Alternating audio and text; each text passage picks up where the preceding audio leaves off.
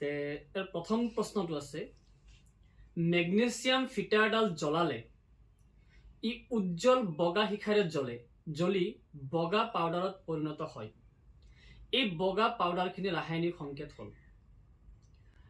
অপশ্যনত মই স্ক্ৰীনত এইখিনি অপশ্যন মই দি দিম যে magnesium chloride option A, B আছে মেগনেছিয়াম অক্সাইড মানে MgO, আৰু চি আছে Mg2O, আৰু ডিত আছে MgO2।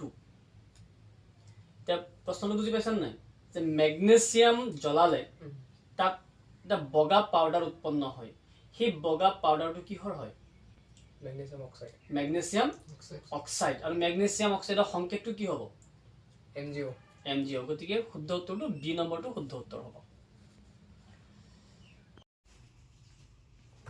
নেক্সট কুৱেশ্যন 2 নম্বৰত আছিলে যে উপৰোক্ত ৰাসায়নিক সমীকৰণটোৰ সমতুল্য কৰিবলৈ কিমানটা পানীৰ অণুৰ প্ৰয়োজন? এটা সমীকৰণ দিছে F + H2O বিক্ৰিয়ক পদাৰ্থ, আৰ বিক্ৰিয়াজাত পদাৰ্থ আছে Fe3O4 প্লাস হাইড্ৰোজেন।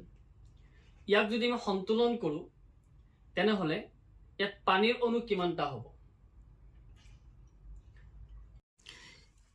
এই প্ৰশ্নটো মই কৰি দিব লাগিব কাৰণ তোমালোকে MCQ হিচাপে এইটো অংকটো নকৰাক মানে এটি সমতুল্য নকৰাকৈ আনসাৰ ক'ব নোৱাৰিবা।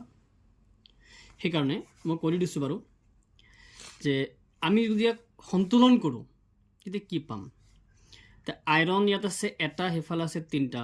গতিকে সন্তুলন কৰিবলৈ হ'লে ইয়াত লাগিব আমি 3 দিব লাগিব, তেতিয়া আইৰণ 3টা হৈ গ'ল আৰু তাতো 3টা আছে।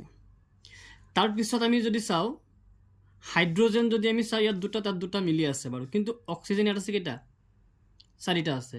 বাট এফালে অক্সিজেন কেইটা আছে? এটা আছে। গতিকে ইয়াত কি দিব লাগিব? 4 দিব লাগিব। ইয়াত 4 দিয়াৰ লগে লগে হাইড্ৰোজেন হৈ গ'ল H2, 4টা মানে 8টা হৈ গ'ল।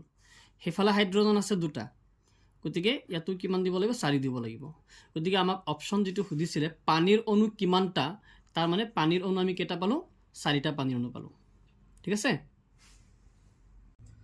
3 নম্বৰ প্ৰশ্নটো আছিলে এটা বিক্ৰিয়া দিছে আমাক, এটা সমীকৰণ দিছে CaO + H2O, মানে CaO মানে ক্যালসিয়াম অক্সাইড মানে পোৰাচুন প্লাস পানী, মানে পোৰাচুন যদি আমি পানীৰ লগত মিক্স কৰো তেতিয়া আমি কি উৎপন্ন হোৱা দেখা পাম? Calcium hydroxide. এই বিক্ৰিয়াটো আমি পাইছো CaOH2 মানে ক্যালসিয়াম হাইড্ৰোক্সাইড